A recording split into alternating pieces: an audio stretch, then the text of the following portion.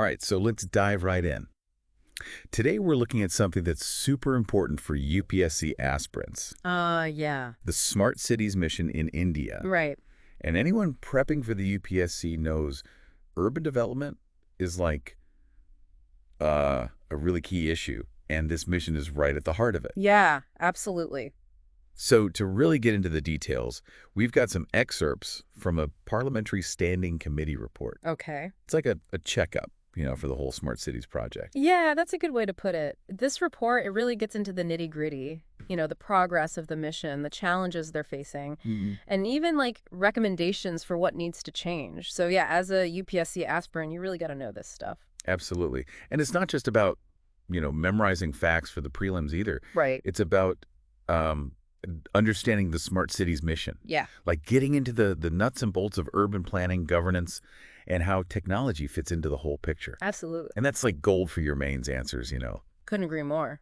So, before we jump into this report, though, let's make sure we're all on the same page. Yeah. What exactly is the Smart Cities mission? I mean, we hear this term all the time, but what's the actual vision? Right. It's easy to get lost in all the buzzwords. Yeah. But from what I understand, it started back in 2015, aiming to transform 100 cities all over India. And it's not just about building better roads or anything. It's about using tech to make cities work better and, improve the quality of life for people living there. Right, exactly. It's kind of like a whole makeover. The mission's focused on core infrastructure upgrades, yeah. Right. But it's also about adding those smart solutions into different areas, making cities better to live in, more sustainable, and actually responsive to what people need. So it's not just about slapping some tech on top of existing problems. Yeah. It's about rethinking how cities work from the ground up. Exactly, precisely. And there are two main parts to this. Okay. Keep these in mind, especially for prelims, those multiple choice questions. Yeah. First, there's area-based development. Okay. And that includes things like redevelopment of places that already exist, retrofitting, and even building brand new greenfield smart city zones. So that's like a focused approach. Yes. Targeting certain zones within the city. Exactly. Okay, I got it. So what's the second part? The second part is pan-city solutions. Okay. This is where things get interesting, especially on the tech side. Right. It involves implementing ICT, Okay. information and communication technology. Right. And we're talking about things like managing traffic, the water supply, and even e-governance. Think of it as a whole network covering the city to really get the most out of resources and services. So are we actually seeing these smart solutions in action? Well, It's 2025. yeah. How's the progress looking? All right. So the initial deadline, that was 2020. Right. That came and went. Yep. They've pushed it to March 2025 now. Okay. Which honestly tells you there have been some hiccups. Yeah. Officially, though, over 90% of the projects are done. Oh, wow. We're talking 7,188 out of over 8,000 projects they say are finished. Sounds pretty good on paper, doesn't it? It does, but I have a feeling there's more to it. Yeah. This report probably isn't all sunshine and rainbows. You're getting it. So, while 97% of the money from the central government has been given out, only about 93% has actually been used. Okay. And on top of that, 26 cities are behind. Oh, wow. They haven't gotten all their funding because projects are moving way too slow. I see. So, yeah, there's a gap between the vision and what's actually happening. Right, and that's where this Parliamentary Standing Committee report comes in. Exactly. They're saying, hold on, let's get someone independent to assess what's really going on. Yeah. Like a second opinion? Precisely. They want third-party audits for the whole Smart Cities mission. Think of it like bringing in an unbiased referee, Yeah. To review the game tape and see if everybody is playing fair. Makes sense. I mean, it's one thing to have reports from the government, Sure. but an outsider's view brings, more accountability. Absolutely. So why are these audits such a big deal? What can we actually learn from them? Well, first off, transparency. Okay. Having an independent assessment, it builds trust Right. between everyone involved, citizens, the government, Yeah. even investors, Mm-hmm. because they might be hesitant to put money in if they don't see, clear results. Yeah, it's like that old saying, trust but verify. Right. And for something as big as this Smart Cities mission, verification is essential. Absolutely. But it's not just about finding mistakes or anything, right? No. What else can these third-party audits tell us? Well, they give us a chance to look beyond the headlines, Yeah. to really analyze the impact. Right. These audits can show us the specific problems that different cities are facing, which is really valuable for policymakers. Yeah. And of course, for you guys, the UPSC aspirants who need to grasp the subtle differences in this mission. So like a city like Mumbai might have different hurdles than a smaller city. Exactly. Maybe somewhere less developed. Precisely. A third-party audit can bring those differences to light. Right. Imagine you're writing a mains answer about the challenges of implementing this smart cities mission. Yeah. Wouldn't it be great to have specific examples from these audits showing that you understand the different realities on the ground? That's a great point. Yeah. For anyone listening who's prepping for the UPSC, those real-world examples, those can really make your answers stand out. For sure. They show the examiners that you've gone beyond just textbook knowledge. Exactly. But let's get back to those challenges. Okay. The report talks about a bunch of them. And we can't ignore the big one. Right. Funding. These projects need massive investments. Oh, yeah. Even with the government support, there are going to be gaps. Absolutely. The report points out that there's a lack of clarity in how the funding is allocated, Okay. which can cause delays and just make things less efficient. I see. Imagine a city is trying to get the money they need to implement a smart traffic management system, but they can't. Right. The whole thing gets stalled, Yeah. costs go up, Right. and the benefits they were hoping for, those are delayed. And it's not just about the money itself, is it? No. It's about how it's used. Right. Transparency and accountability are key here. Absolutely. Especially for a mission that's, well, let's just say, prone to some creative accounting You see. in certain cases. Yeah. Right. You're right. Financial mismanagement and a lack of accountability, those can really derail even the best projects. Absolutely. The report stresses that we need stronger oversight, clearer guidelines on how the funds are given out and spent. Right. And this is where the role of those urban local bodies, the ULBs, becomes really crucial. Right, the ULBs. I Yeah. always get them mixed up with the SPVs, I know, right? those special purpose vehicles. Yeah. We talked about those before. Can we do like a quick recap? Sure. Who does what? Think of the SPV, like the project managers, Oh. the ones actually making the smart city plans happen. Hmm? They're usually formed for each city, Right. and it's a mix of government folks and private sector experts. So they're the ones on the ground Yes. making it all happen. Exactly. What about the ULBs? The ULBs, those are the local government bodies, Okay. like the municipal corporations. Right. They're ultimately in charge of the city's overall development and governance. Got it. They provide the rules, the land, and often a big chunk of the funding for these projects. So it's like a partnership. It is. The SPVs handling the project and the ULBs providing the overall framework. Exactly. And the report points out a real need to make those ULBs stronger, Okay. especially in smaller cities that might not have the expertise to manage such complex projects. I could see that. Imagine a ULB that's used to dealing with basic infrastructure. All right. And then suddenly they have to oversee a city-wide sensor network. Yeah. It's a big jump. Huge in terms of know-how. So it's not just about giving money to the problem. Right. It's about making sure those managing the money have the skills Yes. and the resources to do it right. Exactly. The report recommends more training programs, Okay. sharing knowledge between cities, and even restructuring those ULBs to make them more flexible and responsive to what the Smart Cities mission demands. Right. This is where the central government can really step in and help Yeah. to support and empower those local bodies. So it's like giving them the tools and the training to not just build these smart cities, Right. but to actually manage them over time. Exactly. But let's be real, even with the best plans and all the good intentions, things don't always go smoothly. Yeah. The report acknowledges that delays in finishing projects, that's a big problem. It is. Bureaucracy, land acquisition issues, even just a lack of coordination between different agencies, these can all throw a wrench in the works. And I imagine those delays have a knock-on effect. They do. Costs go up, deadlines are missed, and people start to lose faith in the whole mission. You're right, it becomes a vicious cycle.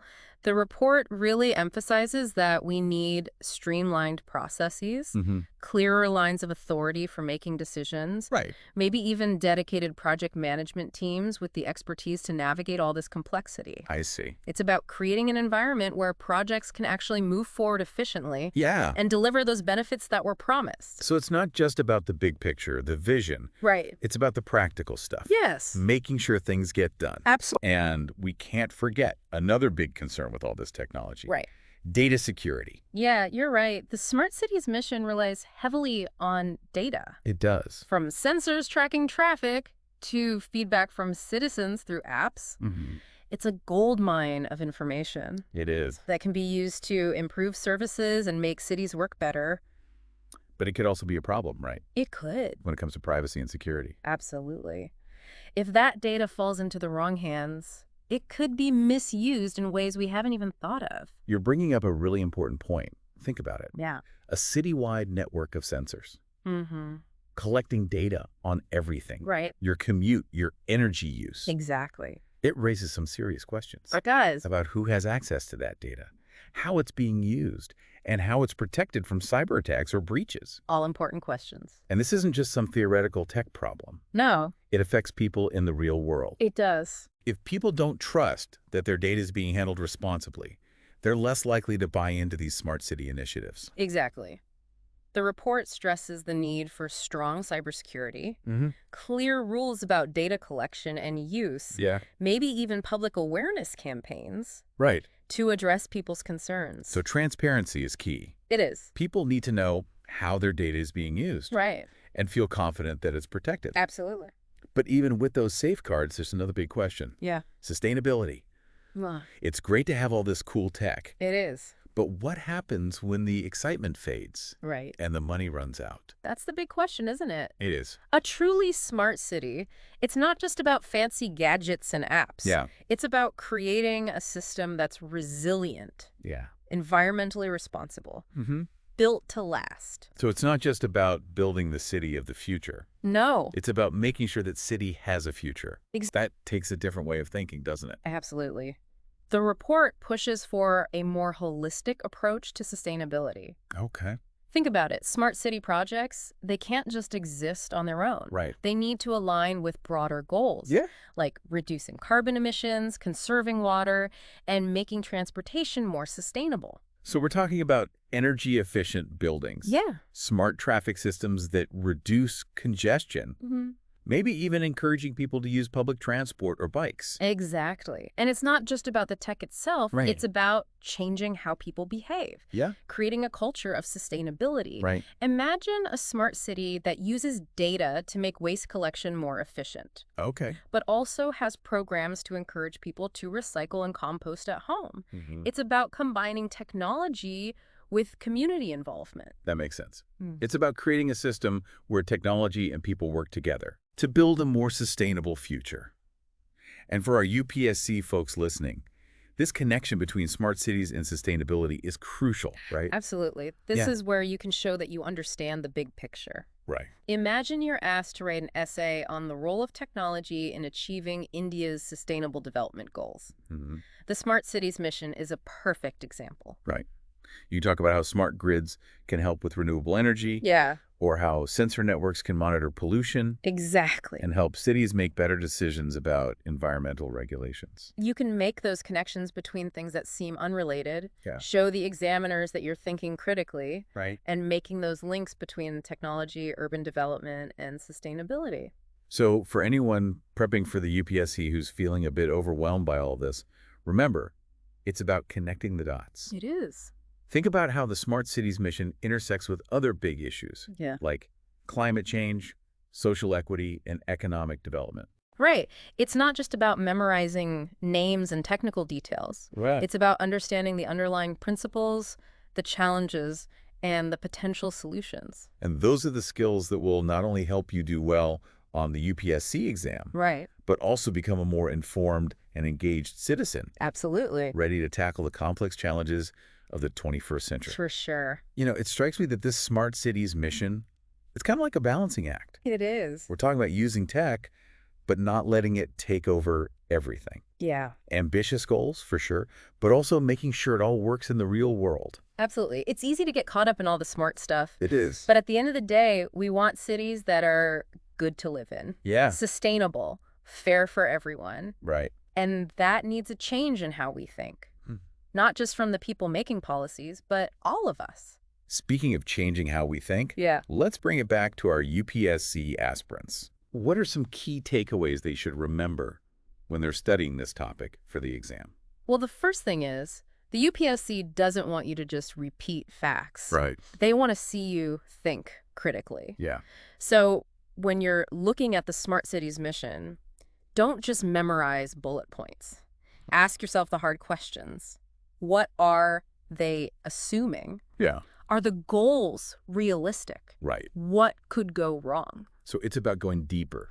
It is. Really getting into the complexities of the mission. Exactly. And I bet that means looking at different sources, not just the official reports. Absolutely. Read articles from different viewpoints. Check out academic research. Yeah. Even see what the critics are saying. Okay. The more viewpoints you look at, the better your own analysis will be. Well, like that saying. Yeah. If you only read what everyone else is reading, you can only think what everyone else is thinking. Right. And the UPSC, they want people who think independently. Exactly. And when you're writing your answers, remember, give examples. Don't just say funding is a problem. Right. Give an example from the report. Maybe a city that's struggling to get money for a specific project. I see. That shows you've done your research. Yeah. You understand how these things actually play out. So analyze, use different sources, and give examples. Yes. Got it.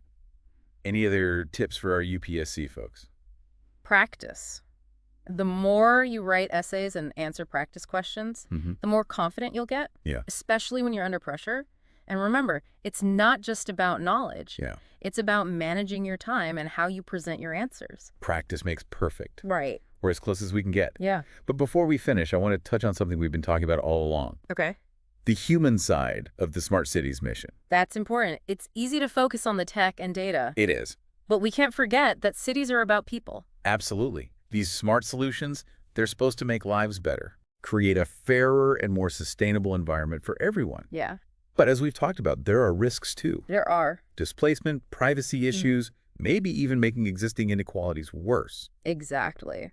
And this is where informed citizens are so important. You guys, our listeners, Yeah. the future policymakers, the ones shaping India's cities. Right. You have a responsibility to make sure this tech is used ethically, responsibly, that it helps everyone, not just a few. It's a call to action. It is. Not just for people studying for the UPSC, Right. but for everyone who cares about the future of our cities. Yeah. This Smart Cities mission, it's a big experiment. It is. Full of promise. Yeah. But we need to be careful. We do. We need to make sure it benefits all Indians. Well said. And I think we've covered a lot today. We have. We looked at the goals, the challenges, the solutions, even some tips for how you can use all of this for the UPSC exam. But this is just the beginning. It is. Now it's up to you to go deeper. Yeah. Explore those different viewpoints and form your own opinions. Absolutely. And don't forget to tell us what you think. Yeah. Leave a comment. Send us a message. Right. Let's keep this conversation going. For sure. Because the future of our cities, well, that's something we all need to talk about. Absolutely. And if you enjoyed this deep dive, hit that like button, subscribe, and share it with your fellow UPSC preppers. Yes. We'll be back soon with another deep dive into a topic that matters. We will. Until then, keep those brains working. Keep learning. And best of luck with your preparations. See you next time.